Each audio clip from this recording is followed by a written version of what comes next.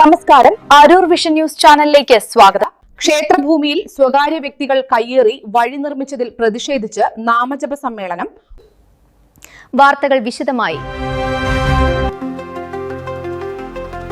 ദേവസ്വം ഭൂമി കയ്യേറ്റ നീക്കം. ക്ഷേത്ര ഉപദേശക സമിതിയുടെ നേതൃത്വത്തിൽ നാമജപ പ്രതിഷേധം.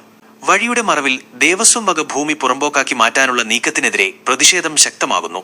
ഇതിന്റെ ഭാഗമായി ക്ഷേത്ര ഉപദേശക സമിതിയുടെ നേതൃത്വത്തിൽ നാമജപ പ്രതിഷേധ പരിപാടി സംഘടിപ്പിച്ചു. ഭക്തജനങ്ങളുടെയും സമിതി അംഗങ്ങളുടെയും വലിയ പങ്കാളിത്തത്തോടെയായിരുന്നു പ്രതിഷേധം. നിയമപരമായ മാർഗങ്ങളിലൂടെ വഴി നേടിയെടുക്കുന്നതിന് പകരം ബഹുമാനപ്പെട്ട ഹൈക്കോടതി ഉത്തരവ് പോലും ലംഘിച്ച് നിയമം കയ്യിലെടുക്കാനാണ് ചിലർ ശ്രമിക്കുന്നതെന്ന് സമിതി ആരോപിച്ചു.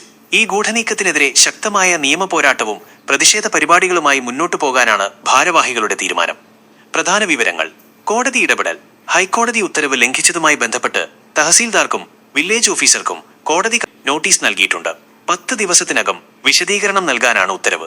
സമിതിയുടെ നിലപാട്: ആർക്കും വഴി നൽകുന്നതിന് സമിതി എതിരല്ല. എന്നാൽ വഴിയുടെ മറവിൽ ദേവസ്വം ഭൂമി കയ്യേറാനോ പുറമ്പോക്കാക്കി മാറ്റാനോ അനുവദിക്കില്ല.